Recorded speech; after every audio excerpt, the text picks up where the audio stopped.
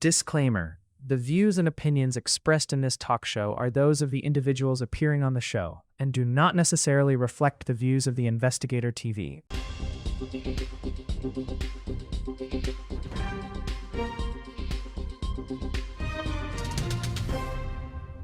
Hello, yes. Sir. Hello, Charlie. So, welcome back to YAYA Sports Edition. With me here, I have my usual partner in crime. Of a suspect. He's a suspect. Mwami Bossa. Wangama Bossa sirinya liyo, by the way. It's a nickname. Even family members don't know mine. Kubanga nange okutegerera nnyo, I think it was 2 weeks ago. Yeah. The one moment it is actually origin yo.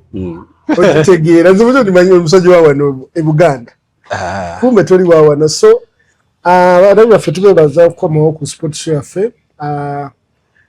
I don't know, last time twafunamu hiccup tetwasobola kubaweereza because nga twabagamba we have different jobs katolusi ziyingirira programs za sports. But we are back. Tuli wano tusinzide wano ku YAYA Extra, our main sponsor, the biggest supplier of healthy foods. Chenandi yogedde nti as omuntu asinga okubeera nga ayina emmere eri healthy, organic, ey'aba sportsmen, temuli buto, temuli gundi binzaali bigattirire. Oyagala goat LUWOMBO, oyagala chicken local, we are not really boiled. So yeah, today we welcome to another edition. My name is Charles Mutabazi, ndiyo mjenyi, nimewaba mzanyo na ndi mu transport also sector. Kampo mukisa ne Mwami Bossa yanjulire erinnya lye daddala. Yeah. Nze Sigoa Patrick, abasinga gwe bamanyi nga Bossa. Muwulidde Sigoa? Yes. Tubebaza nnyo okubanga mutuwa akadde. Ne muwuliriza. We've seen the views eza programu yaffe ezasooka. Zigenda ziwera. Zigenda zengere mwebale tulaba. Ya, ndi wano nkyaziddwa omwami Mutabazi ndi omugeni. How does Mutabazi connect with ndi omugeni? Now, I don't know, my name is funny. Yomjen is my dad's name. Yes. Is Mami John Yomjen Wekabali. Then Mutabazi, apparently the name came from a person who had come to visit my mom in hospital. I think my rumor has it that I was born when my dad is in prison. 86 awo. Muzeyange yaliwa UPC nnyo. Bamanyi bali abakamu. Kati Museveni we yajja beyasooka okukola ki? Okusuulayo in 1986. So omuntu eyampita Omutabazi, I think it was kusinzira ku situation yaliwo abatabazi, like the army people abali batambula. So it is a name that I got that way. So but I'm Charles Mutabazi, ndiyo mjenyi. Mjenyi is my dad's name, I'm Mutabazi. Okay. So banange leero tuuze tugenda kwogera ku manyi kati engeri gye tugenda kubeera ba host ba AFCON. Twagala nnyo twogere nnyo ku AFCON ne readiness yaffe. Tubatwaleko abawagizi ba Arsenal banayembadde mbakubagiza. It's in Uganda, it's what? Obasaasira. Basaasira obusajja bwatukuba omupiira. Obusajja bwatukuba omupiira. Ogutasuubidde twasamba bubi, but we can win the Premier League. So twogereko ne ku World Cup, twogereko ne ku international break eno gye tulimu, which is for 2 weeks.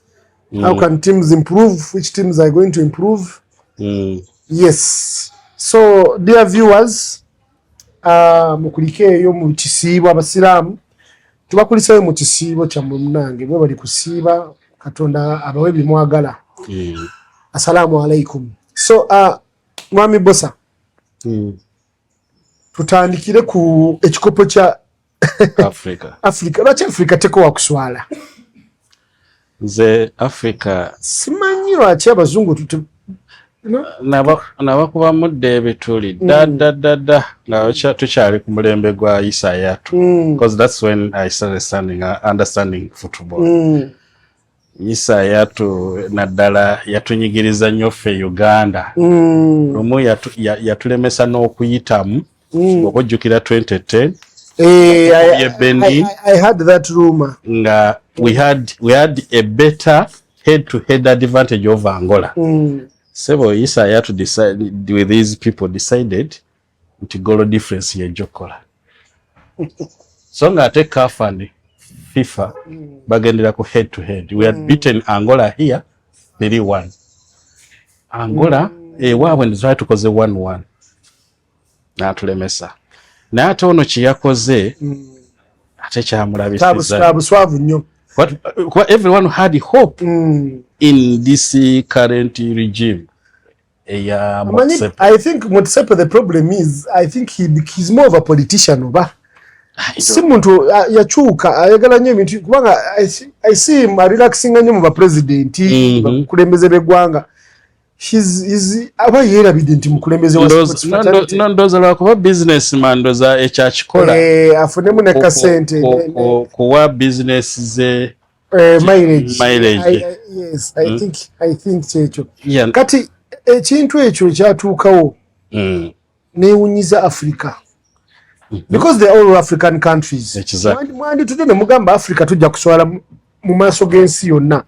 Why don't we tukirize nti kintu kyaganye? Because the referee's word is supposed to be final, right? Exactly. Yes. So of course first of all osoka n'ogamba nti decision referee gye yakola mu kisaawe kwanza nkimanyi era nali ku mupiira ogwo nali ngulaba n'engamba referee akkiriza ati abazannyo genda mu ttano ne bakomawo. Yes. Ekitegeeza waliwo yennyini ekitali kituufu from the beginning. Yes. Nga yagala kisangulawo because if you know that you're a referee omanya amateeka stick by your decision. Exactly.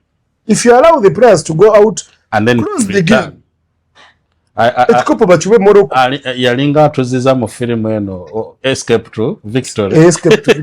So then the penalty, are we now starting to find out that the penalty may not have been a penalty after all? Kubanga obudde bwe batwala mu ttano ne Sadio Mane okukomawo n'ayogera ne nono yali agenda okuba penalty n'amugamba oba gikube wa makati. There is a video that someone shows, I watch it, yali segmented. Oli alinga amugamba nti kuba side yeno. Was it a conversation between him and Beraine mu ttano?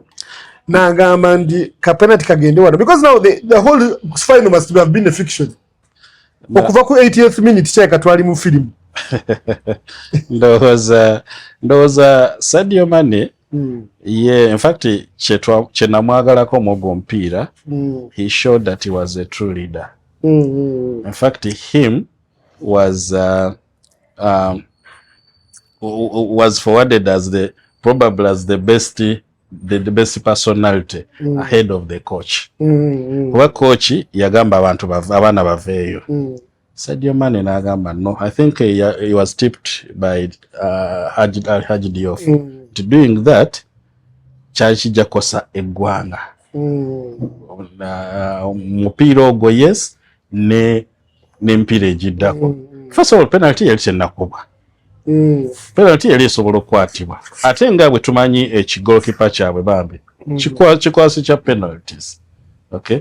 So ne bakomawo decision CAF gye yandibadde sticking to yandibadde decision ya referee. True. Secondly CAF referee yali akyali mu mikono gya CAF even at the point omupiira nga gukoze eki fourth official yandize n'amugamba you know what tukolewo kino ne guddayo mu kisaawe oba ne baguddamu oba ne bagamba awe tuba tukoma kati we don't know. No, I think it's baji omuzungu akiyita amuyita national lampoons mamuve wagira because CAF first of all Morocco, if Morocco ya appealinga you understand. And I think Morocco manyi baji favoringa a lot of times, which is very visible. The Chama baji favoringa lwaki because eina infrastructure ye emergency nation eriwonga anything katola wanti East Africa weremwa era bakola ki bakizayo Morocco because ye ina capabilities ezisobola okukola ekintu mangu ontegedde. So I think there is a favoritism for it. Ne Morocco nayo kwapiringa yalinga eraga obulagajavu because first of all decisions ezaaliwo mu kisawe balina respectinga. Exactly. Referee's word is final. Either bandisabye final bajiddemu. By the way, I would have preferred final ne bagikola ki. Never jidam. Regardless of where it is played from. Exactly. On neutral ground. Neutral ground bagisambire. Then ekirala balwawo nnyo. Yes. Okugamba nti final yali shambles. CAF did not come out to criticize the finals. They did not come out to criticize the referee. That means they were satisfied with what went on. Why do they have to wait for an appeal for them to come and say, oh, this went wrong, this went wrong? Africa tukegamba simanyi abantu abamu oba bayingira mu kintu nga tebakimanyi. First of all, Motsepe sitamanyiddwa nnyo to be a sports personality. Okay? Naye ate nga omukulembeze si bw'alina okuba kubanga ye he's just a head. Kati alina okuba he should be advised by the technocrats. Kintu kirina kukwatibwa kitya? What effect is it going to have on the footballing ideology eya Africa? Kugamba tekitegerekeka yeno ku point ku nsonga yemu ne Gini yanayo yajjukiza CAF 1976 Bobo Morocco bwe yatwala ekikopo. Morocco also walked out for 15 minutes. Yes. Lwaki nayo tebagijjako. So if CAF is insisting nti kino ekikopo ekizizaayo e Morocco, Gini naye egamba ekya 76 naffe mukoleki mukituwe. Ne Africa erina nnyo akatogo. Africa erina nnyo akatogo. We hope they revise their ways. Ate baagala nnyo okunyigiriza owa wansi. Baagala nnyo okunyigiriza owa wansi kasawala bwe waggulu bo. Nze ekyo nakirabira ne mu qualifiers za World Cup. Ojjukira World Cup nga tuqualify nga bagamba bajja kufunayo tiimu nnya ezirina points ki ennyingi. Do you know the fourth team was supposed to be in fact a Burkina Faso? Ochiraba? Was it Burkina Faso? Yes, I think Burkina Faso. Naye baleeta ekiteekateekaawo mbuno olw'okuba gurupu y'aba Nigeria yavaamu tiimu emu therefore na zino tiimu endala tubenga aba eliminated the last team. So when you eliminate the last team, Burkina Faso points zeyafuna ku last team zonna ziba ebezifiiriddwa. Kati Nigeria eyali ekubiddwa last team nga ina 17 points had an advantage.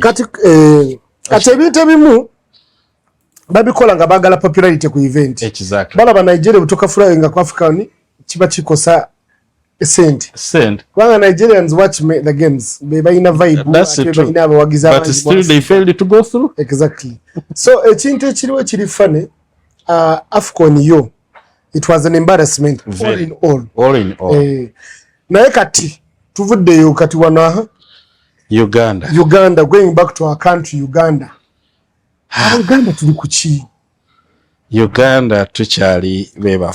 Because waliwo ebintu kafe complaining ku infrastructure. Yes. Ontegede stadium readiness. Infrastructure delays to be specific. Stadium readiness. Ne funding ya organizational finding yawane Uganda. How nze sinawulirawo kintu kya AFCON nze. Nakugamba the other time nti in fact go yakyogerako nogamba nti these guys bwe tutaba nnyo bajja tujjako ki ekintu kino. Okay, first of all tewannabaawo readiness yonna nga bwogambye naye ate ekisinga obukulu ekisaawe mwe bagenda okusambira tekiri ku standard. Ekitegeera kwegamba tetulina kisaawe. Titulina kisaawe. Nze nakugamba luli mu last conversation gye twafuna ne nkugamba nti Namboole teri ku level ya AFCON. Teri. Yes, bagitaddemu ssente biki. But the question is this. Is there a connection between the FUFA governing body and AFCON abakola ebisaawe National Council of Sports? Before they make these things, ebisaawe bino, bebuuza ku kwani kufufa waku kafu kubanga twandirowoozezza nti azimba ekisaawe tajja kutuukirira kafu direct ajja genda ewa fufa fufa emugambe nti okay okusinziira ku byetaago bya kafu this is how the stadium should look kino kirina okubaamu kino tekirina kubaamu kino tukijjemu kino tukijjemu naye I don't know kwa mami boss olaba ekisaawe kinambole bakizimbidde ebbanga ddene nga bakiteekamu ssente batikawo taafu batikawo biki Koima, you could excuse them because for it was built in a very short time, and I don't think there was a room ambu. Koima was built as oversight, like Hibachizimba through a directive. Tebaita mufufa, tebaita National Council of Sports, ne sente tezaveyo. Bagamba chava waguru. Okay. Combination yava somebody najiri komeninga somebody ne bamuwa contract nazimba without telling somebody. So kirimu English mungi, but Mnambole is a national stadium. It is one that actually again hosting a third playoff. Losers match by the way genda kubeera one. So losers match we genda kubeera one. It should have been noted that Ntikafe inebiyagala. How do we have the UPDF engineering brigade and the contractors doing all this work for 2 years to beautify because it looks nice? Naye ne batayogera ne kafu ne jamu ne bagamba tewali kino na kino exit temala simanyi seats ezeri wagulu tezimala. Echo era kiddayo kuba nti no there's a lack of communication. Banga njala nkuzeeyo kemabega bwe tubadde mu qualifiers AFCON ne World Cup. World Cup okugenda US and AFCON ne kugenda e Morocco. Omanye kisaawe kibadde kikozesebwa ensi essatu. In fact, to as a host stadium. It's been Nambole. Ebye Kenya babadde babigoba. Bakitegera. Na Nambole Kenya gyekozesa hosting a games. Zimbabwe nayo yakozesa ekyawana I think. Then there's another country, South Sudan, yabadde ekikozesa. Meaning nti ekisaawe ekyo kyayonooneddwa of late. Kibadde kiri ku standard emabegako. And just imagine 1.5 years ago kibadde ku standard ne kati ate tekiri ku standard. Kati ni wabaawo nti kyeka there is a miss, there's a gap there. Kati so ebintu bya AFCON ebyekisawe stadium readiness. We are not ready. We are not ready. Going back to the infrastructure, cho simanyi. I don't know. Abali ku jazz with the judges maybe bali babuza mu 7. Kubanga wali ebintu bingi byenandi mubuzizanze. Nyandi badde nga asobola okunziramu maybe. Abana bakola construction. Asobola okulima wano. N'atuka wali ku kkubo. I don't know. Nene bamalawo emyezi 4. Surely, is it me that doesn't know what I'm saying, or there is a process? Olima, no damu, no lima. Kubanga balima. Kubanga nzimanye bifo ebyo balimye. Kituufu. Ne bamala emyezi 5 nga tebazeemu kulima. Nenge motoka zibawola abantu nenga tiki. Nawulirako nti okola amakubo ga naddala g'omu kibuga si kyangu. Olw'ekibuga oluusi nti bayinza okusanga nga basulawo kasasiro oba kindoza n'ettaka balina oddira ekamuli ndowooza lifune embeera ey'okuba nti liholdinga oluguudo. But all that is unfounded. We don't know.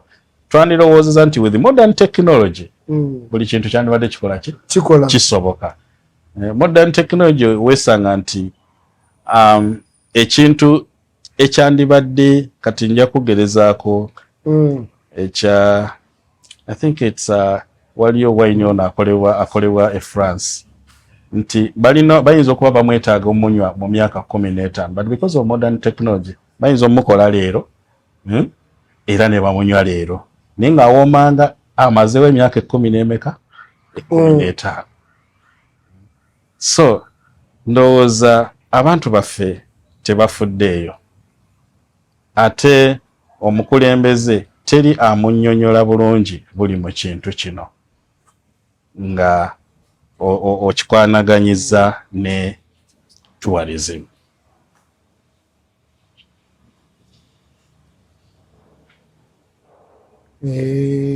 Yeyo Africa yaffe kubanga so ekyamakubo chok, do you think we can hit the deadline?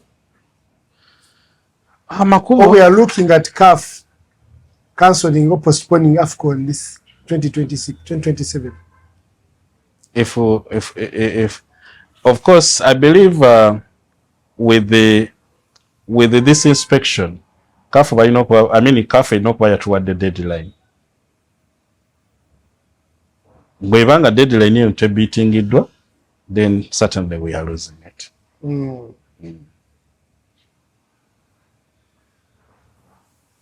Which will be very sad. I know, because we are, of course, countries in Tanzania and Kenya, their infrastructure is good. So we are the only ones that are abalinga behind. What muntu suggesting asija mo guarantee bayinza okuwa neighbor waffe ne tuwulira bubi ate kubanga ye kisawe kye tekyetaaga tekudibwamu ye neighbor ali ready ye neighbor ne infrastructure mulungi ate nge teams ne hotels azina kati azirina ate mutono easy to transverse ate neighbor yeranga dda ate neighbor akatale yakekolera tuli famous for not having anything that is nice. Olabanga neighbor bamuwa kisoboka bwaba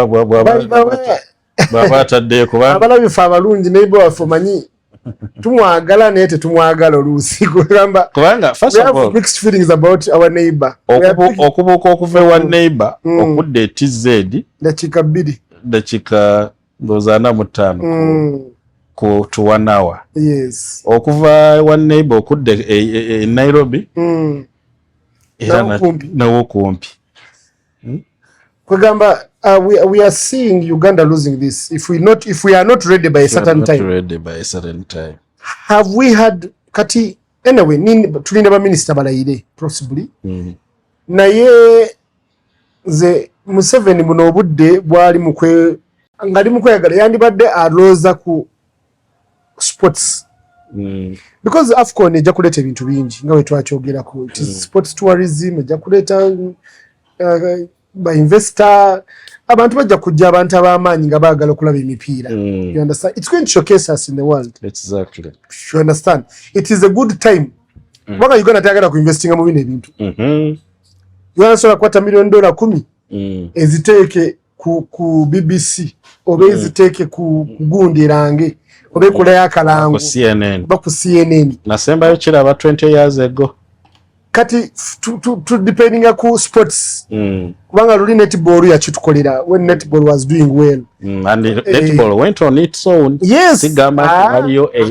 There was a structure deal. No netball yakitukoleranga yo kubanga abazanyi bazanya bulungi BBC ne ba interviewing as transfer ne ziberawo ne we actually had good mileage on even Al Jazeera. Exactly. Yeah, so this would be a good time. Don't forget also like Kipro teach yatotekayo on his own.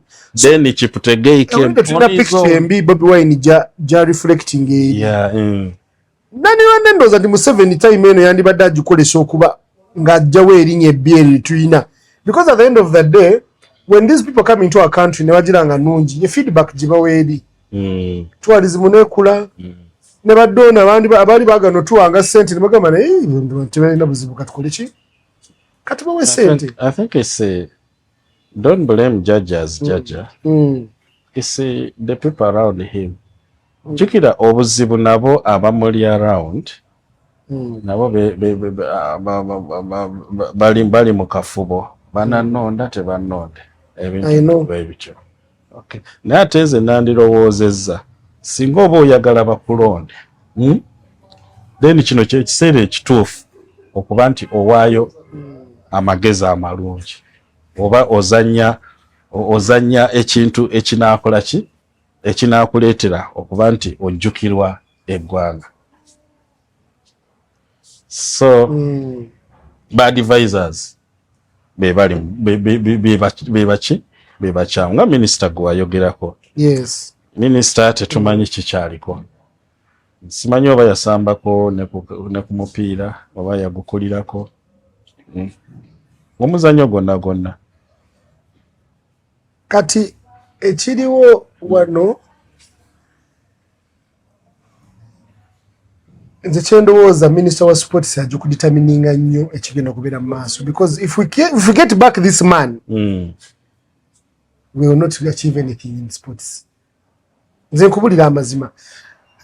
Naye kirungi tamala emirundi junior wali wa jjajja yamubuuza olondo otya baminisita bo, what criteria I think yamubuuza in a nice way. Nange njagala Museveni ambuulire criteria ki gyakolese okulonda baminisita bano. Can we start saying nti vital places, can Museveni get a minister out of parliament nga wakola nti Balamu namuleeta mu by'abaana ane mulago yaleeta without being in parliament? Is it Mao? Yeah, Mao. No change has ever been there. No change has been there. So can we have a situation whereby mu sports atwayo ministry atuyitirayo omuntu mu sport amanyi sports kachira kyenagambye kiri nenga tayise nga tali mu parliament. Mu parliament ogera okulaba, I don't think there is a person who is really kwazi mweno bana abapya sports eloquent sports level. Kyenagambye kiri nti jokira ye atwemu amadisiri area tajimanyi. Okay. Area tajimanyi. Kati ne advisor amuliko presidential advisor on sports but we emirimu akola ki mu advising ku sports ne advisor naye alwanirira kutereeza kiki osanga advisor naye kyatya but we emirimu tubereba tibanaleeta ndi omujenyi might end up ngafunye ebintu bye. So me I'm thinking the sport sector, Mami Janet are concentrating nnyo ku education, of which I think it's as an instinct as a parent. Yeah. Abaana. Ali nekirala nti improvement official nene nga bwe nagambako ekirala nti ono aliwo nga owa sports yensonga lwaki yakola ki yateekebwawo asobole okuba nti eriya managing abayambako naye mulemye kati ekiri nange kyembadde ndowooza nengamba nti kati sports Mami Janet yandibadde kale byakola mu education ebirungi byakola atunulire kubanga education system I think bangamba inayo team eri solid the education system kuva ku permanent secretary ba commissioners bona bantu first of all born again people abalaba amanyi like intellectually bamanyi kye bakola. There are people who have been in that system. Singa chikola ne mu sport sector kubanga it is education and sports, right? Ne mu sport sector na tekawo those people that are well conversant of the sports science, well conversant of the sports trends zigena maso for development purposes. We can't be stagnant for all these years. You understand? Kubanga ola bino bino bitali ready. It is because we did not have those facilities before. Yes, Unteged. Sega tewade tulina ebintu tulina you know nga plan eriyo kubanga infrastructure goes hand in hand with the development of sports. Yes. Kubanga togenda kungamba nti kati bakalozo kuzimba ekisawe kyehoyima. Singa twalina abantu abakirwanirira emyaka n'emyaka esatu emabega nga batambula nako nga si bakadde nga bali kwaba bano abantu batambula mu nsi z'ebweru. But I don't know what they bring back to Uganda. Other than going and saying I was in Dubai, mbera mu conference ya sports akoma wano n'asirika. Wakadongo kamulu yakiyimba nako. Ngabagamba ki? Gamba abalamu bwe bagenda e Bulaaya badde awo tuwaanira Bulaaya weefaana, but they don't bring the values that they learn from the other side.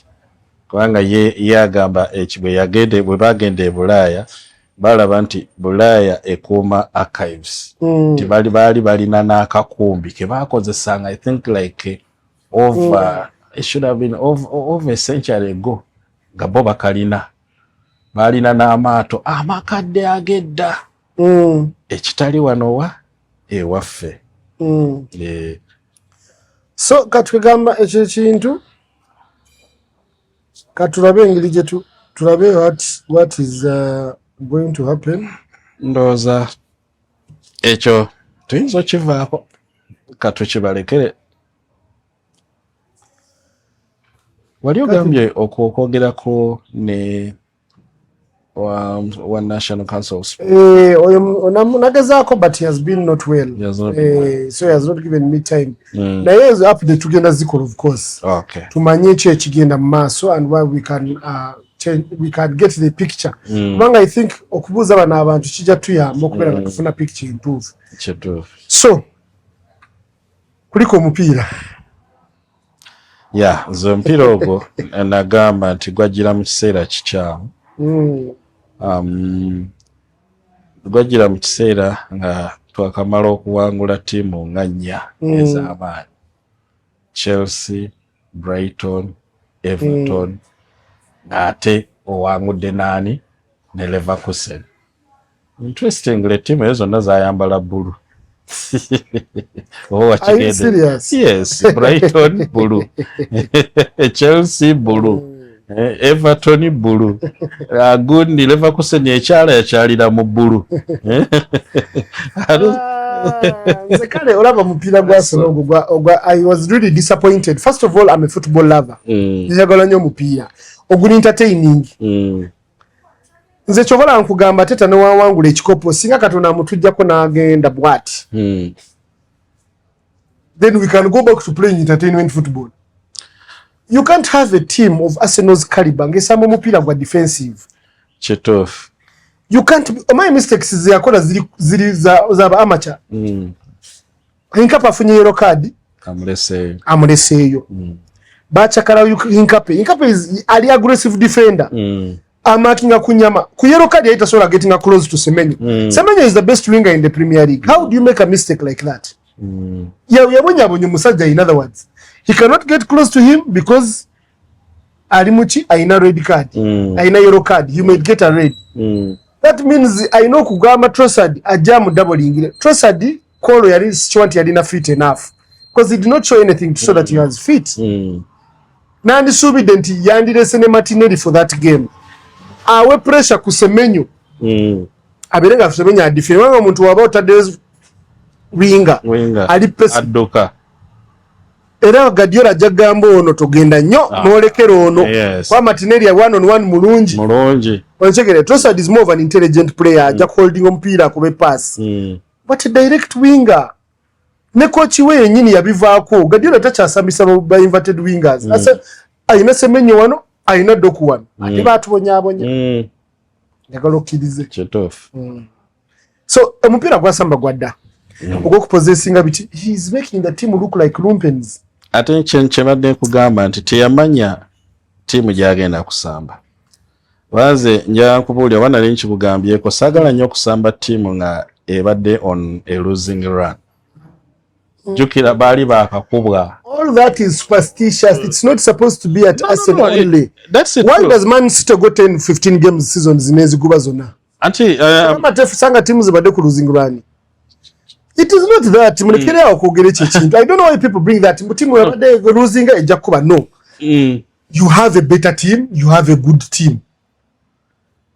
Why is it applying on an Arsenal? Man City solo genda kurani ya game 10. That's true. Nekukubiramu ne Chelsea nekubiramu n'omulala. That is true. Kyenvudde ngamba nti Azateta yandibadde ekyakiraba n'akola kyompira n'agweteekerateekera bulungi. In the first place, wali toleeta Kepa as the goalkeeper nti olw'okuba yakutuusiza ku final. Ekitaba Kepa tumanye ensobize. I don't think okay malayo Kepa tumanye ensobize. Naye in that final wali wetaaga your all team. Newankubadde nti ye yalowooza nti he had to reserve some players. I think the better thing was for him to win this trophy. Abenga alinako kyalaga for now. Yes. Ekyo kyoba kukusala ekirimi. Ateta cannot blame Kepa. You understand? Ne Man City yaleta Trafford. Ina keeper actually the Donnarumma is the best goalkeeper in the world for me. True. Baroya is good, but Donnarumma is better. Na mtia Katebe naleta omwana Trafford. Trafford had a good game. They one-on-one ya jikwata. So the trust of a keeper is okay. Ateta gwenjagala olabe goal reserve where the general problem was ali mu left wing. Wing eyo jibawo oyo mwana Inkape is a very good defender. Very very good. He's not good going forward, but he's a good defender. Defending, yes. You understand? You have another 45 million signing ku bench in Ricardo Cariofield, who is one of those the best left backs between them Premier League. Why wouldn't you bring him on? Ogeno muleta ngabatu kubye goro yakubiri from the same wing je waganyo ku substituting. Ene coach kino nkikubulira ayarazi coach ezo mupira eyere card yali tagenda marawunda chikezi era amujjayo on a final. And you risk a person like that. First of all, you're risking a red card. Echokubiri oli mukola inactive. Because wano takoza atagenda kuyingira yengo omuntu ayagala samba. Naye muntu tayagala bamuwe red, ayagala kumala ko final. Wano takoza agenda okuleka. Kwa wano wabadde atuuka nga David Silva asiba mupiira nga singa badde Hinkape oli atayina yellow card yandibadde amukiratalinga mpaka mu boards. Negi Silva n'achakala n'agira bwati n'agwa Semenyo n'achakala because he had nothing to do. He wants to play. He doesn't want to get a red card for the team. So, by the way, Arsenal does not. It's one of the teams that crossing a new box mipira. What you mean? Niyo unako chimani tifaino batu crossing mpira nga kumi nga jiva muwingi ya gundi. Goals onaza aba muwingi. Yes. Because there was nothing. Tewali chinsonga lwachi. Ateta. Yaleka yoyo muvubuka. Ekyokubiri. Zubemendi asambye emipira emingi. Bannanga asambye emipira. Ate Zubemendi omupira sigwe gw'amaanyi gw'ayina. Era nze nakugamba abantu bali bagamba nti Zubemendi asinga Pate. Nengamba abantu balalu. Pate is miles. Ochegede. Leta Christian Nogard. Ekyo kibo ekyo buli omu yakiraba. Christian Nogard omusajja ovudde mujje mu Brentford captain waabwe. Captain. Aina Premier League experience bano basamba tasola batya. Zubemendi by the way ayizo kwali na atya ne Rodri. Kubanga yori ya mukubye entebe ku Spain. Rodri abali fit Zubemendi takutandi. Onchegede. Amayinto oli ali better psychologically knows Rodri is better. Onchegede. And every big game you champion a season Zubemendi akoze mentions. Yeah, true. Every what sambe Chelsea, Man City ya soka, sambe Liverpool, Man U. Zubemendi has made a mistake in every single big game of the season. But you insist on him atengo ina Nogard. Omusajja omulungi. Nogard mu season eri wetwamugulira one of the best players in the Premier League. But you have made him inactive oli omukube entebe buli game. Lwaki? Tomuwadi na chika 15. Zubi was tired. Atena atubai Zubi omulaba. Akoya nyo Rice. Ontegede. Rice singa Zubi abanga asobola kwe positioning bulungi. Rice abera box to box midfielder. That means even the 10 kati Havertz yabona nnyo. Uta shining. Yes. Because Rice ya going deep ne Zubi ba going deep. Atena ine yesika muko katono. Tuka katafuna mpira. Ngataina mpira. You understand? Newe baba Nogard omuntu asobola okupasa ompira faster nga line Rice. Then you've relieved bana babiri. You've relieved Kai Havertz no relieving ne gundi ne Rice. Omupira okubeera nga gutambula ku speed. That means overload is a midfield. Ne Kateta teyakitegera te Guardiola n'akitegeera. Na overloading left ewaffe. N'agamba era kano ka David Silva yakagamba nga gwagenda wali. Tovaawo bulinga Semenya kwata mpira David Silva wali. So they created an overload. And they won the game easily. By the way, we were beaten like paupers. Team ngo inaba Sako go mupira ina gutandikira ki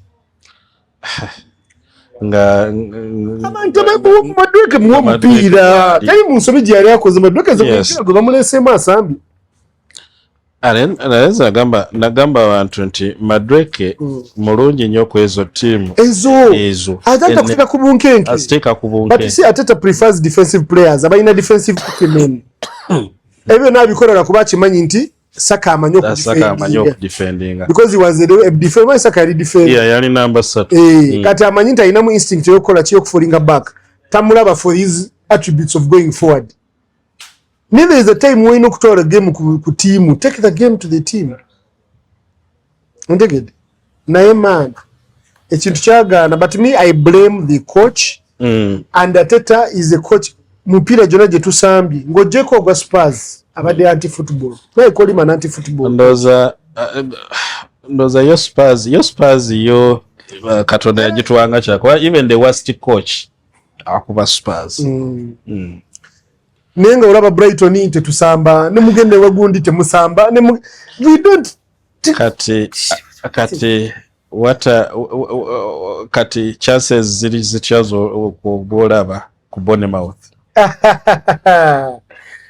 era weye bakakubona mouth nakole ebyo byakola ntagenda saba defensive football Bournemouth egenda mu je mu yora mute najira bakumani yaringa it has the longest unbeaten run in Premier League by the way right now. See game nga 8 see najira bakumani this is for us to lose the Premier League wanga bodo City we tukuba mu game atenge ejja tukuba wakati olaba City niwe yali celebrate akanaka kopo yale tulaga nti mwete mwina kye musamba nacho mulimanyi you know they celebrated the kakopo nga batulaga nti muli bafala which is very hurtful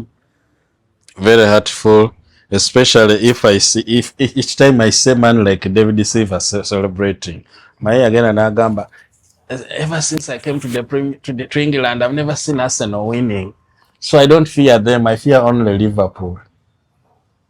But isn't he right? For now he is. He's right. Kubanga not for now. Arsenal olaba. Coach wa face doesn't have a winning mentality tajina. Tagala ku riskinga. Ayagala nyo ku winning over by accident. No, I think he believes in war defending and not ever ye mu ojja ku defending. Kuruno bamusookayo ne bamugatako ey'okubiri nga tanakyusa system agamba nti kati defending atulabe ne olina kati ate mundakika ezisemba ate nolaba nga akyusiza system nebuuza what kind of coach ekyali kitamugasa eyo coach no eyo team n'ogiwa bakochi ono wa Bournemouth Ariola n'ogikwasa Eddie Howe wa Newcastle Allegri n'ogikwasa bakochi abali progressive coaches eno season singa twagiwangula fete twagala wangula kikopo season twagiwangulira mu January baida siga tuli mu birala nnyo because there was a time we were 6 points ahead, Man City akoze zidro nefe gatugendera nga tugusiba so Premier League yo I think international break eno yaze kusaime nungi kuba kati Arsenal chemanya abana bageze kwitana George Jokanezi yakutebye golo 3 yes no gadi yatebye twafunyema abatebi ba timu yafe babiri naye abasatu tebagenze anti timu zisinga za qualifyinga no I mean yeah like Gondi teyagenze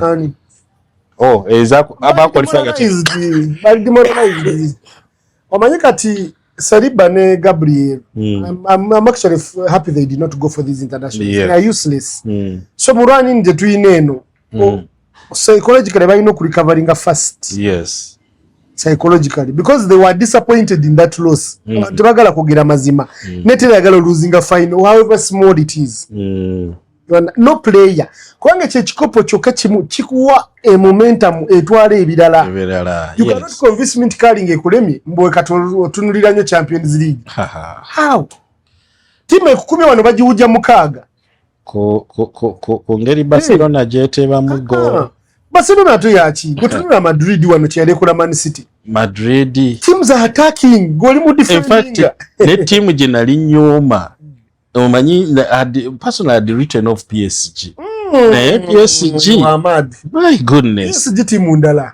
Coach anti PSG yampan tebanko tebe. Who scores the most goals? By that is only football that can win league. That's number one. Defensive football does not win. Does not. Ateta is going to be the first defensive coach. Okuwangula ekikopo nga attacking. If he does. Mourinho played on the counter. There is a difference between playing on the counter and defending. And piling the bus. Yes. Mourinho would play on the attack ateke bus naye nga alumba ku counter because he had the tools. Wow. Nekatife tetusamba, we don't know what we are playing. Ze obuzo muwagizi wa sino kati. Walo musambo bimanyi neta kubanga but possessing enaku zino but singa possession. There are very few teams that we possess. But tuteba. Tetuteba. So what are we playing? Ne sources ezivuddenga mu amagolo tezikyaleeta. To creating chances. We don't create chances. And we have one of the best strikers, by the way. So yoga in Burundi. Because we have a final yoga actually mutimu ya findoza ya samba muyika. Jokeris. Atero laba nti Man City bamukuuma nnyo. Anti tebaba isolating because Man City ujiraba. Team yagala okulumba ejikuba. Why do we have to fear them when teams like Leeds can go and punish them? Brighton. If Brighton cannot be defensive against Man City, you Arsenal was even tools to match them. No gambo genda be training omupira. Why? Gobani se mulinde team edaka is no mujesa. Yeah, I'm telling you. These small teams. So, Mwami Bosa. Ebya Arsenal byebyo ndoza Premier League ojirozo ko tutu Premier prediction ogo tuna wangula tetujiwangula. Premier League, like I told you last time, Ngatetuna Sambe Everton. It's going to depend on the opponents. But actually, Man City, nayo evade samba negative on their side. Because how they failed to beat West Ham, nobody knows. West Ham never jaka kabonero. Yes. It's true. West Ham si enunje yokusanga sawa zino. Not the Man City that we know, the people that we know. Butimu obutono abadde abufufugaza nakola ki n'abujjako obubonero. So it's going to depend on how Man City performs, not on how Arsenal performs. Yeah. Then olutalo olulala we luli is the relegation battle. And the teams in this battle are Tottenham,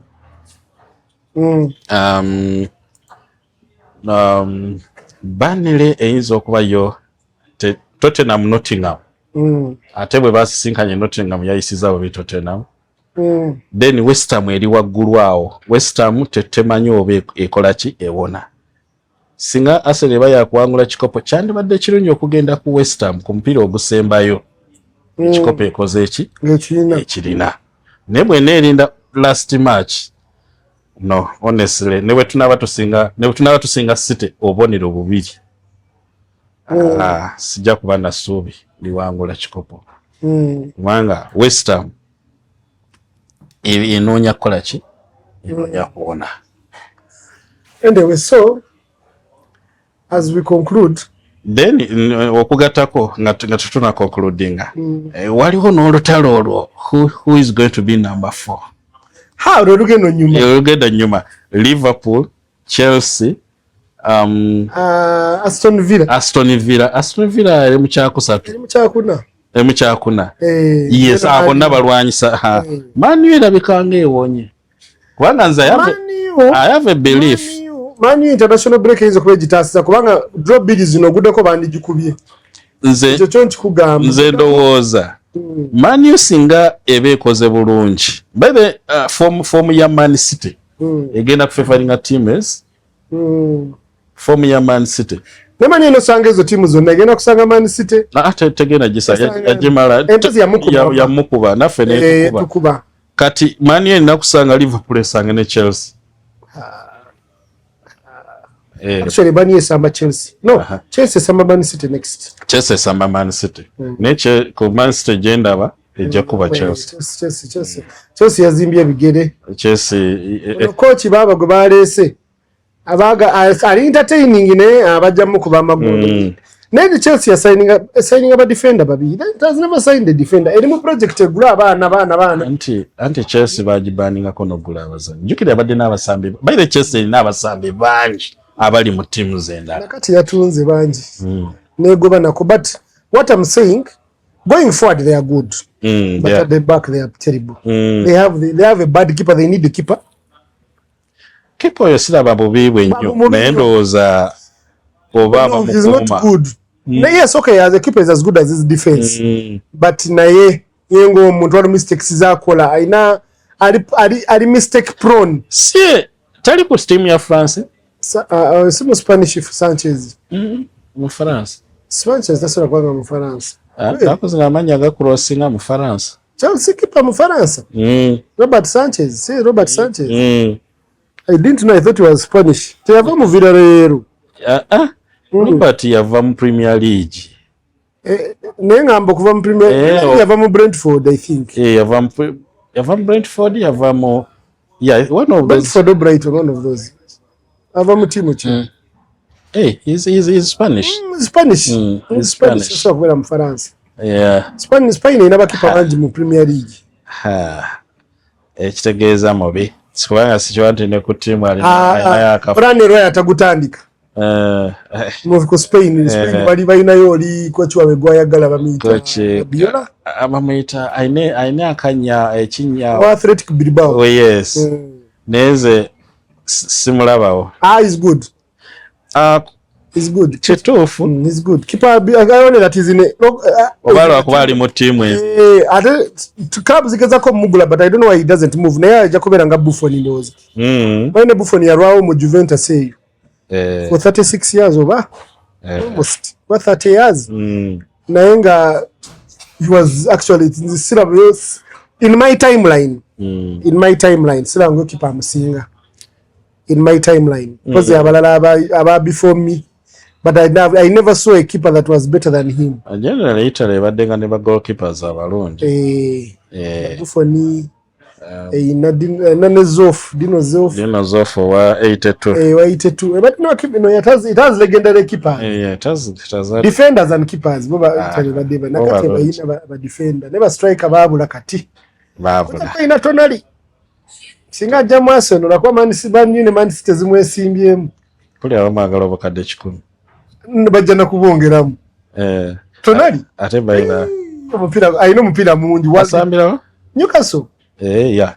Newcastle ina midfield access eyo bagenda najigula yonna naye akuba nti sente kubanga ne Grimares nayo mulaba mulungi. Bruno Grimares ina Joy Linton ina ne Kawiro kukatika komyo ku form.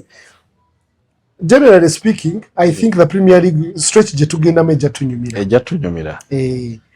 Wete tumenye mitima. Wete tumenye mitima. Then naye nga nze nsuubira Arsenal tujja twala ekikopo. Wetunaba tuli mu Arsenal Africa Festival. Tujja kunyumirwa nga ekikopo kimaze okuti. Actually bate tunakitwala because ya Easter Sunday. Ebigambo bya Giroud. Yeah, bamubuuza if Arsenal were capable of winning the trophy. Ndoza bakimubuuza mu February n'agamba nti if they reach by mid-March nga bakyali ku top. Ne by the way tunyomeddwa nnyo season eno kubanga buli omu abadde agamba temutuusa mwezi go. N'ate nze nange ngamba if we reach by mid-April nga tukyali ku top then awo tuba ne 90% chance. I think the most determining factor is that game against Man City. The game against Man City will be a determining factor if Chelsea does not do anything against Man City. It's a problem with us. Depending on others. We are depending on others. Even us tuli bulungi. Kwa tujatuka kubana mouth na yetu remote jikuba. Because not that we have not been. The thing is this. Oba Chelsea hizo tukolera. Others have been doing badly. Me, I don't fear Man City. I know it can be beaten any time. Na even us, we are not doing what is needed. Kubanga Liverpool were losing to losing. Man City were losing batukuba. So we are not going forward when we're taking the advantage. The interesting thing is that we are playing before they do.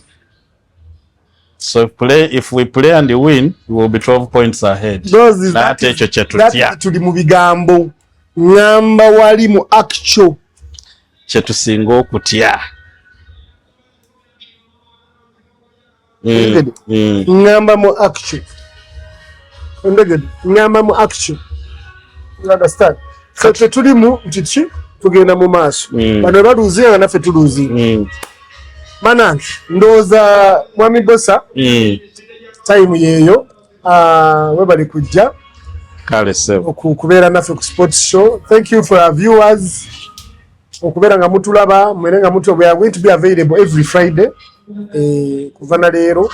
We want to thank our main sponsor YAYA Extra. Emmere eyidde abasiraamu mwavudde mu kisiibo. Tulinawo local food, tulinawo organic food, empombo, tulinawo mulondo juice, tulinawo watermelon juice, juice obuli organic, nagonga sugarcane juice, no sugar added. Wano tetongera mu sugar, tetongera mu buto.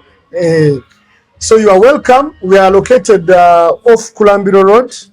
Ngova kubitana ngode Kulambiro. Off Chisasi. Off Chisasi Kulambiro. Chisasi Chanja, then Kulambiro Ring Road. Ring Road. Ojja kulaba wo ekipande kiriko Amici Washing Day. So mwebale tulaba, keep those viewers coming. Abatulabe videos ezasooka mwebale. Mwongero tulaba. I think mwongero tulaba. Nafenga batusaka tugezaako okusaka anagulawo naffe TikTok channels zibala kitekamu amaanyi tubeere nga tusobola okuba nga tubaweereza big and better. Mutusonyiwe ebimu tuweza okuba tetubewa bulungi, but I think with time we shall be getting more organized. Ukira sibadde host mbadde nga nze atuula mu ntebe yeeyo ng'ate nange siri guest. So twera tuli mu ku learning phase, but I'm sure we shall, with your support, we shall be able to do what? To improve. Abagala okuba obulango ku YAYA, ku investigator, TiTV, you can send a message to one of the numbers that runs down. Mwami Bosa abaawo akurecevinga the messages, and we can kuba obulango okutusponsoringa byonna tuli available kuba twetagamu ka sponsorship. Tubeere wano nga twambalako ba gundi ki oba MTN. N'okusupportinga trips. Tutambuleko tugendeko eyo tulabe behoyima baogera batya.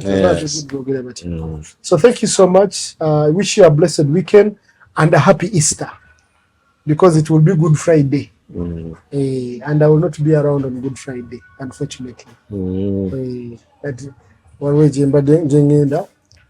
But the subsequent Fridays. But we shall be there next week. Thank you so much. Disclaimer. The views and opinions expressed in this talk show are those of the individuals appearing on the show and do not necessarily reflect the views of the Investigator TV.